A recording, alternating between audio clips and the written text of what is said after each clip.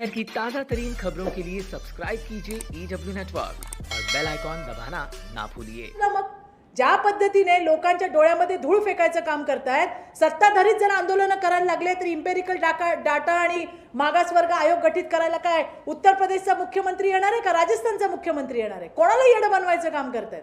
त्याच्यामुळे त्यांनी शांतपणे तिकडे सरळपणे तिकडे मंत्रालयात बसलं पाहिजे.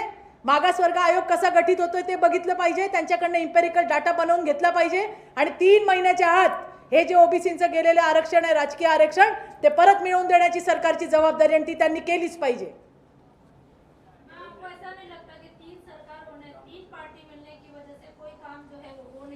आपको नहीं लगता ऐसे? आपको नहीं लगता? मुझे ही लग रहा है. आप बताइए, आपको नहीं लग रहा है? अंदर से इकडे. बस बिल्कुल. हम तो हमारे आज बताइए ना, आपके लिए कौन आता है रास्ते पे? लाइट का बिल जब बढ़ता है, आज इतना बढ़ता हुआ बिल हम देख रहे हैं, कौन आता है?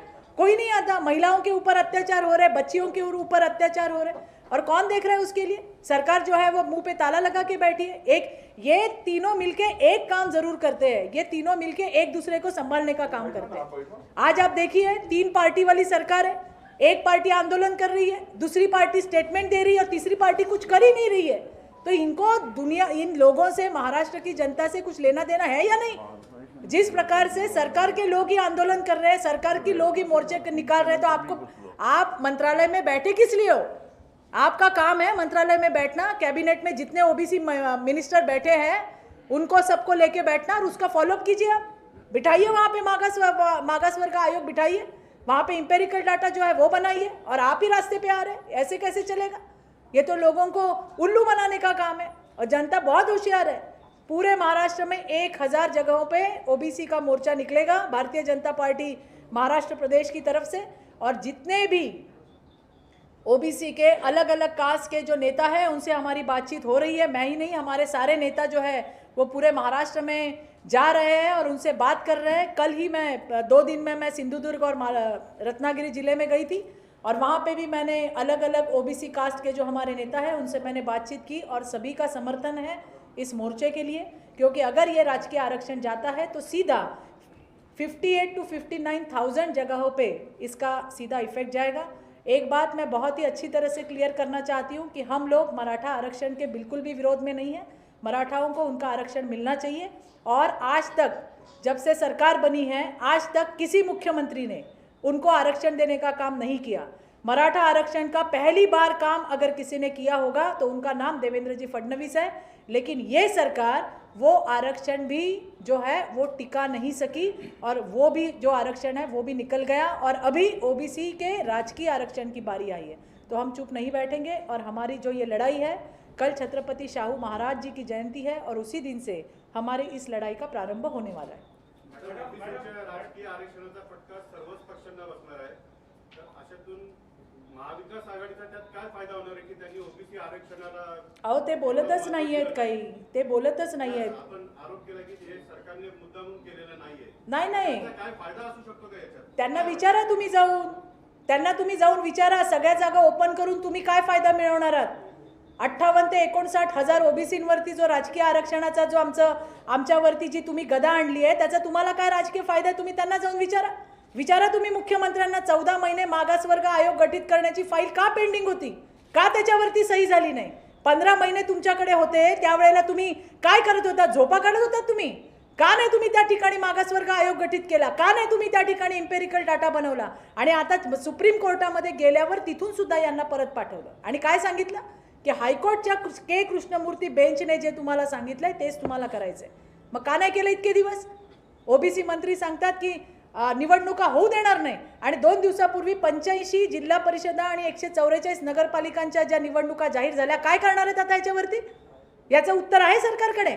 म्हणजे उठसूट उठायचं आणि रोज उठून एकाने स्टेटमेंट द्यायची. बरं, इथे तर काय चाललंय तेच कळत नाही. एक सकाळी आदेश निघतो, दुपारी मुख्यमंत्री कार्यालयाकडनं सांगतात नाही हा असा आदेश नाही आहे. दुसऱ्या दिवशी आणखीन भलताचा सलताच आदेश निघतो. हे तर राज्यामध्ये चाललंय. पण या सगळ्या असल्या कामामुळे राज्यातली जनता जी आहे ती सफर होतीये.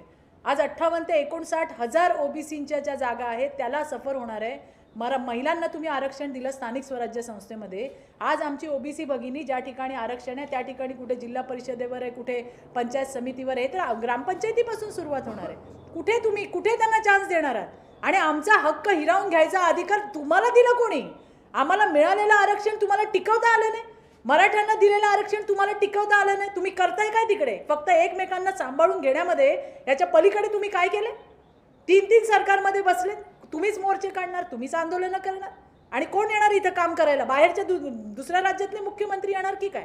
त्याच्यामुळे हा चाललेला चावटपणा सगळा बंद करा आणि ताबडतोब 3 महिन्यामध्ये त्या ठिकाणी मागासवर्ग आयोग गठीत करा, इम्पेरिकल डाटा द्या आणि ओबीसीचं गेलेलं राजकीय आरक्षण पुन्हा आम्हाला मिळवून द्या. ही आमची मागणी आहे आणि त्यासाठी उद्यापासूनची आमची लढाई आहे. आम्हाला डॉक्टर बाबासाहेब आंबेडकरांनी जे अधिकार दिलेले आहेत ते सगळे अधिकार वापरून आम्ही उद्यापासून या लढाईची सुरुवात करणार आहोत. पुढे जे काही करावं लागेल ते सगळं आम्ही ओबीसी समाजासाठी करणार आहोत आणि आमचे सगळे नेते त्या ठिकाणी रस्त्यावरती उतरलेले तुम्हाला बघायला मिळतील.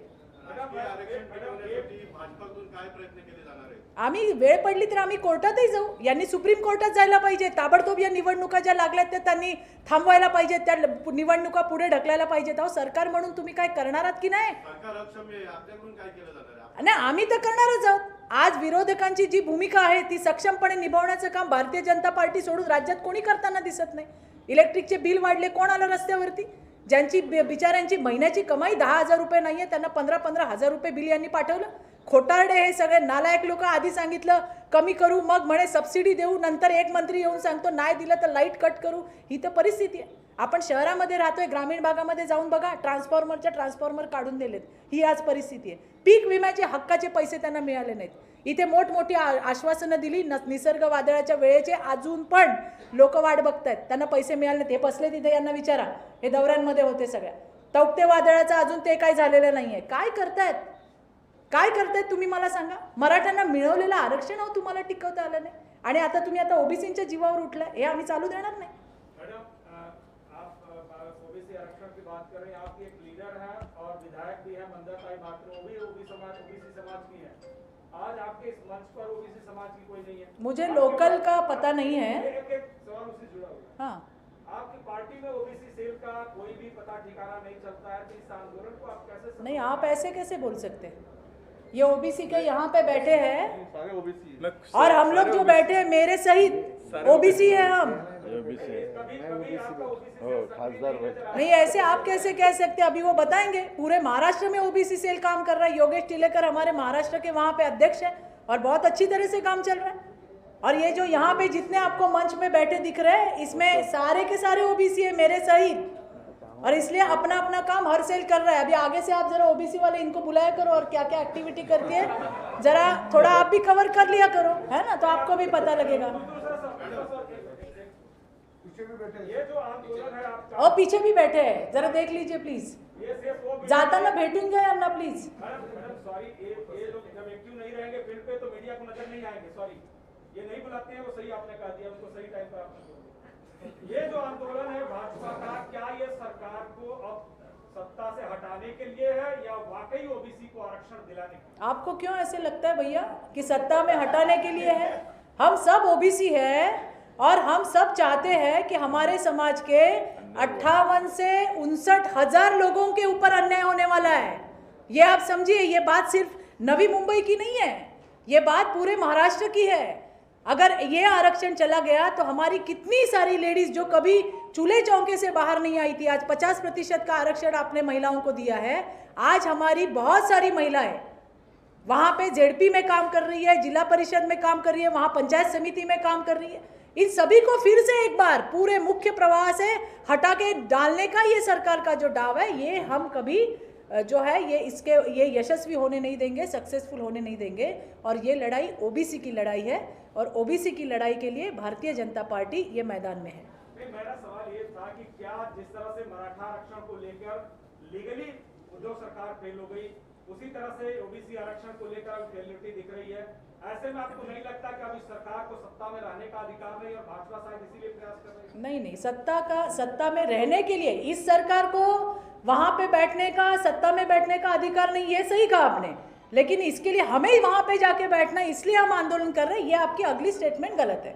हम लोगों के लिए, मैं बोल रही हूँ, सुनिए आप, मैं ये कह रहा हूं कि आप वहां बैठने के लिए कह रही हैं। सुनिए तो। कि क्या अब इस सरकार को सत्ता में रहने का अधिकार नहीं और इसीलिए जनता को जगाने के लिए। बिल्कुल, ये अभी आपने सही कहा कि इस सरकार को सत्ता में बैठने का अधिकार नहीं है और इसीलिए लोगों को जगाने के लिए, उनका हक और अधिकार देने के लिए हम जो है ओबीसी हमारे सारे बांधवों को इकट्ठा करके उनके साथ मैदान में है। मॅडम सरकारच्या नाकर्तेपणावर आपण जोरदार आंदोलन करता, भाषणं ठोकता सगळेजण, परंतु कधी सुप्रीम कोर्ट किंवा हायकोर्ट मध्ये चांगला वकील का नेमत नाही त्या बाजूने, जे जे साहेब आतापर्यंत केंद्रावर ढकलत, केंद्र राज्यावर ढकलत आहे, पण ही जबाबदारी का नाही कधी कोणी स्वीकारली? आतापर्यंत जे काही आंदोलनं केली त्यासाठी आम्ही कोर्टात गेलोय। तुमच्या माहितीसाठी सांगते, पहिली केस संजय राठोडची, ज्याच्यासाठी एवढा मोठा लढा